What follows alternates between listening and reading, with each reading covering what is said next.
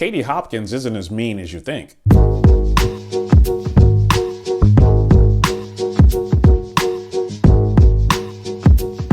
Welcome to the Rob Lett Show. I'm your host, Rob Lett. Some of the best things in life are the things that you didn't plan.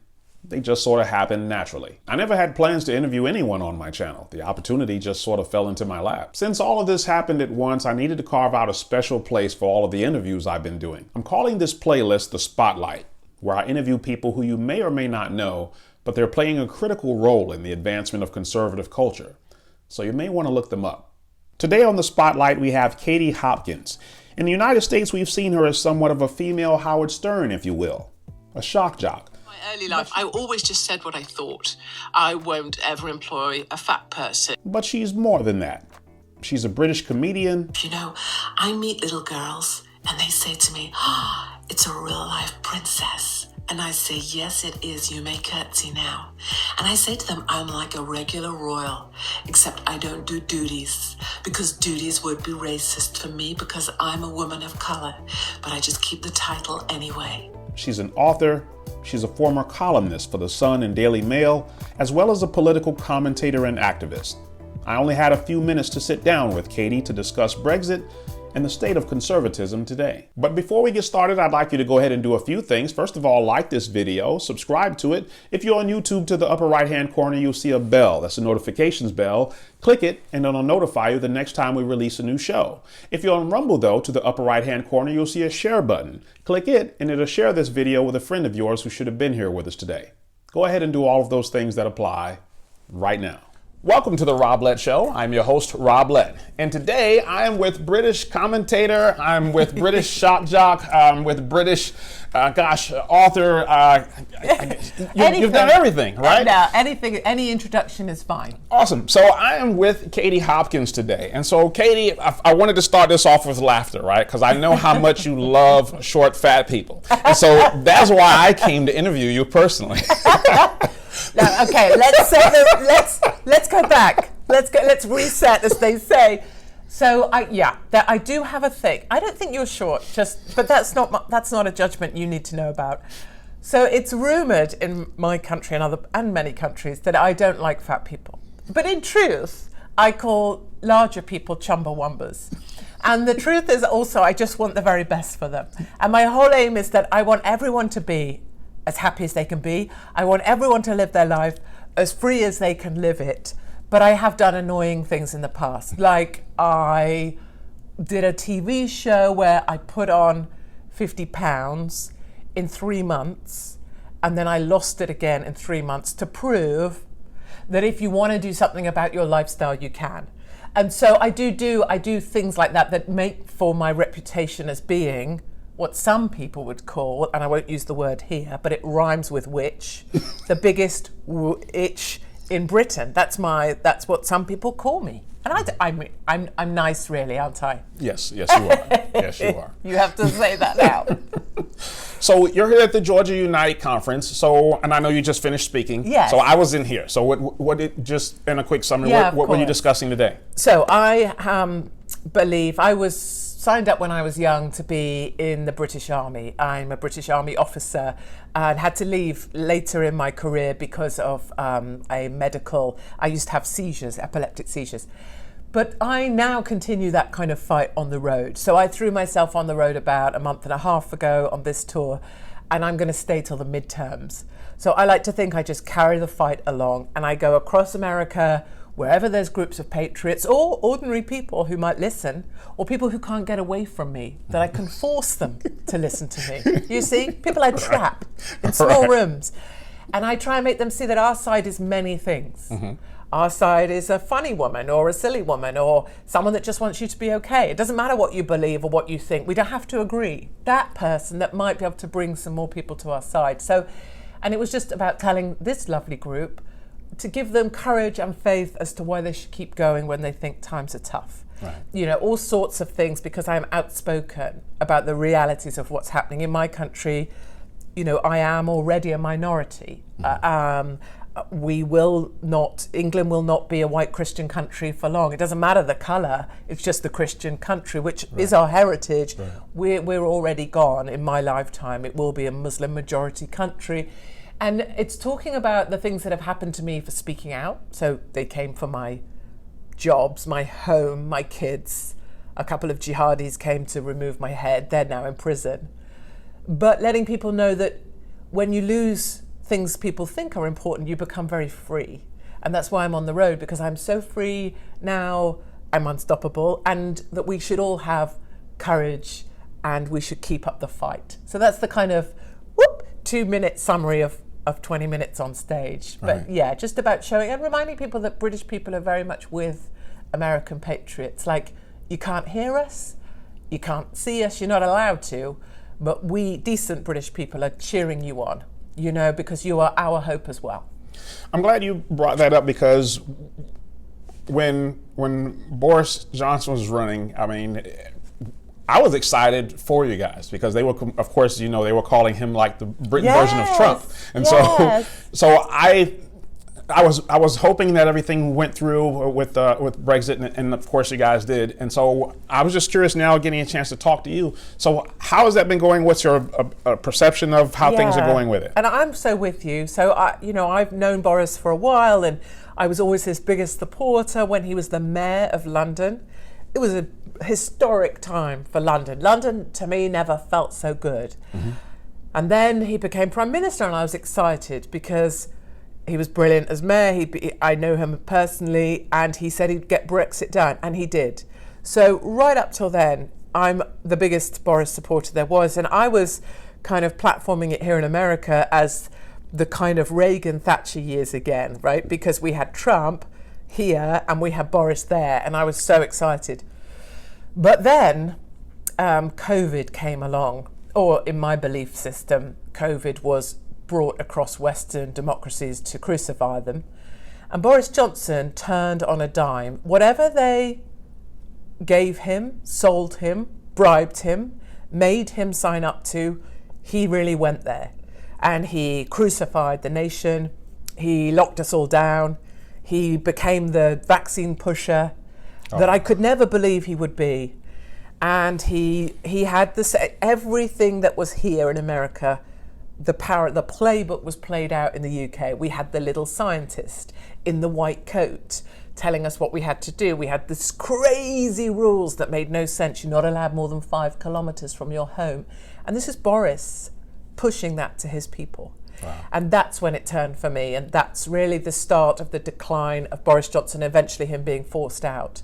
So that's what happened with Boris. And I have to take some responsibility, because I was also the one saying he'd be great.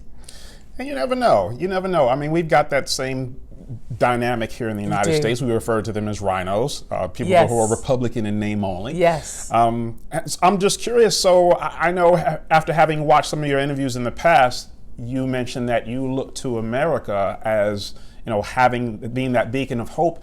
I'm curious as to what your view is now, nearly 2 years into the Biden administration. And you know, it is one of those things, because I see and I hear everywhere I go, Americans talk of the darkness that you're under, right? And how difficult. And even before Biden, it was the fear of what was going to happen, because people could see that this COVID was a kind of ruse for whatever. I was there for the installation of Biden in DC.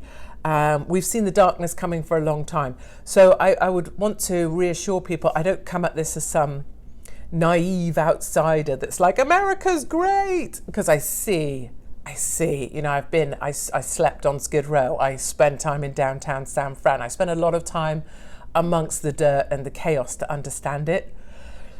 And I see the installation of Biden as one of the most horrific and humiliating things to possibly happen to a great American people. But I also see how when the darkness comes close, you know, the light does shine brighter. And the reason for groups like this here and the other groups I speak to is that people aren't just going to take this lying down. And I know on January the 6th, all that happened, I was there as well. But actually the true story of January the 6th was that nearly 2 million brilliant Americans were together and had a brilliant day.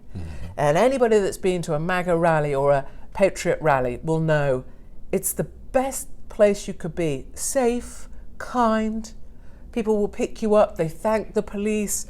I remember on January the 6th, there was a police, we would call them motorbike. Do you call them motorbike or motorcycle? Motorcycle. Okay, motorcycle. Amongst all the crowds, and everybody split a path around it, and it was cared for and left exactly as it was. You know, there were moments that were so like, that's our side. So I know that the good people are out there, and the good people will continue to fight for truth. And I also know something fundamentally different about you guys, is that you have your Second Amendment. Right. British people don't understand the Second Amendment. British people don't understand why being armed in America matters, or having the right to bear arms. British people don't understand it, and I'm sorry for that. I really do. And it's what separates you from everyone else, and it's why I have faith. When you talk about the light at the end of the tunnel, I'm actually going to be doing a keynote talk myself towards the end of this month, and that's one of the things I'm noticing as well, is I don't know who made the quote, but someone says that politics is downstream from culture, but the question that I want to ask is, well, who sets culture? And what I'm starting to see, and I'm really excited about it, is I'm starting to see the Brian Salters of CNN being replaced, the Don Lemons of CNN being demoted. What's that guy's name? I forget. It's on the Daily Show. I can see his name anyway. Trevor Noah. Trevor Noah. Trevor Noah just really got fired, but he tried to make it sound like he's stepping down. Didn't they always? And like Don Lemon last night even. Oh, so I'm going to, move to the morning show, and people say, well, I asked you, was I mad to do this? And you're like, Don, you didn't have a choice in doing this, sweetie peeps. They moved you. Exactly. Just like, was I mad to do this? No, because you wouldn't have had a job if you didn't. That, and other things too, signs, glimmers, Netflix, standing behind, or at least not getting rid of, the comedians who dared to say things that maybe they shouldn't have and outrage the trans community. They still have power there because they are now liked. Dave Chappelle. And for us, Ricky Gervais, same. Able to say stuff, and it's the reason I do stand-up, able to say the unsayable and not be cancelled. And you see that culture shifting, right. And that's a really, really great sign. I'm with you. All of those examples you just gave are very hopeful examples. Yeah, I'm really excited. I think it was Forbes magazine that published that the Daily Wire now has 890,000 subscribers, and they just signed on Jordan Peterson. So to see while the left, those news media are going down, and then to see the conservatives on the rise, that is very exciting to me, because that means we are setting the culture. Yeah, and I also think, conservative, we all have labels, I get called Islamophobic, racist, but I mean, as if we have labels like Republican, Rhino, conservative, and that's in a way, we have those labels too, but I feel like actually this light that we are, those labels don't even matter in some regards. It's about people that want people to be all right, to be able to have their job, come home to their family, afford to feed them and afford to have fun, because pursuit of happiness, and to be okay. And that's actually our side. We don't want to take anything from anyone. Right. The other side do. They want to take your freedom, take your right, take your pride, take your patriotism. We don't want to take anything. We want everyone to be all right. That side cannot be wrong. Right. Which is why I know we're winning. Yeah, we're winning. And the other thing that is really interesting, I saw, and I forget what news outlets published, actually, I've seen it in several places, is they talked about the Democrat Party becoming more and more rich, and at the same time becoming more and more white, which is actually, that in and of itself wouldn't be so much of a problem if it weren't for the Democrat Party's history with Jim Crow, etc. Totally. So I'm seeing more black people leaving the Democrat Party, more Latinos leaving the Democrat Party, and between that, seeing the working class leaving the Democrat Party. And it almost makes me realize that there's no way that they can win, because they're reducing their market share in a business sense. They're reducing the people that they're marketable to. You're so right. And some of the most, who am I to judge, but some of the most racist things I've heard have come directly out of the mouths of Democrats or the left. So in my country, we have a black chancellor right now. Great guy, huge, his CV is fantastic. And the left, and I've seen it happen here, you'll know all about it as well, and they say, oh, he's not, his politics aren't black.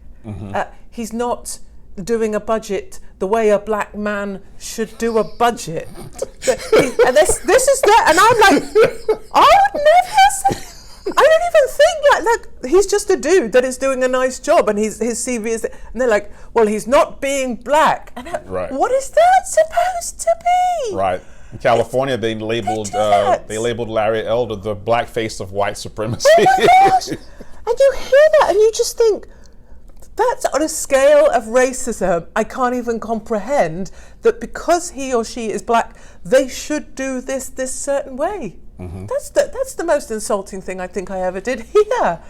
But yeah, I mean, it's wild. These people are wild. I'm excited because one of the things I'm going to talk about in my background, by the way, is if you've ever watched the show Shark Tank. I know you guys had a different version in Britain. No, we have Dragon's Den. Right, Dragon's Den. So I used to be an international speaker for a couple of those guys on the show. Awesome. So I used to speak to about 1,000 people per week, and then the CDC, of course, came through and said you can't have 10 people in a room, right? Oh, I know. But my point is that I utilize my sales background, because I'm familiar with sales, to tell people you should know that everyone is always selling something. And this is why it's so important right now for Republicans to not just have these important values, but to promote them. I was just at Governor Brian Kemp's rally a few days ago, and it was a gentleman who came to the microphone and he said, I'm a Democrat. And he says, but I'm here to support you, Governor, because you've kept your word and everything that you said you would do. And he says, I love what your wife said about, standing up to human trafficking. And he said at the same time, he says, the only complaint I have is, he said, I think you guys are awful in terms of how you promote what you do. True. And I said, amen. We've got to do a better job at promoting what we do. True, and I am a foreigner. I'm a respectful outsider. Like I'm very aware that I'm not an American, but I would say exactly the same, which is why I decide to attach. No one asked me to come. No one ever invites me. Please know that. I just decide things. I decide to come because I think exactly that. I think we do, and by we I mean everybody on our side, we don't do a good enough job of packaging ourselves or showing ourselves or having a message that can be, I think my criticism of all of us is we can be very internal navel. We can look at our own navels, if you will, and that's part of what I'm trying to show is, come on, we got this. We can be positive. We can be optimistic. We recognize terrible things, but come on, it's forward momentum. Right. And the selling of that, I think, is very helpful at a time when, my frustration is when we have speakers and they're on stage and they're telling people how terrible things are. And I happen to think that people have got a fairly good idea of how terrible things are when they're trying to stand at the checkout or the cash desk and they can't afford stuff. They know how terrible. We got to help them believe in something. Right. Yeah, and I think you and I probably are speaking from the same idea when we're saying we could do a better job of showing ourselves in a way that our audience can feel like, this could help me. I could be part of this. I want to be part of this, because that's what we need to give people, right? Right. A reason to be part.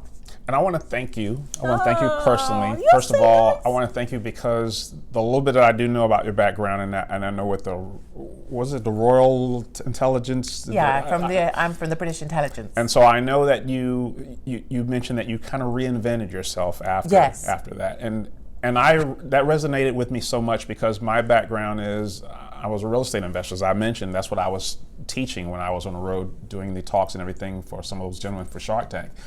And I kind of backed into political commentary As I mentioned, during the pandemic, all we had to do was sit on the couch, and I got invited into this political group online, and all we did was debate these issues, and I ended up building up a following. And so I resonated with you because I had to reinvent myself. But this is when I realized why I was passionate about real estate investing, why I was passionate about entrepreneurship. Underlying all of that was freedom. Yes, exactly. And that's really what I was passionate about. Exactly. I like that we're just sat here now holding hands. Somehow that's very deeply reassuring. I'm just sit here and hold your hand and listen to you. This is quite nice. It's quite nice.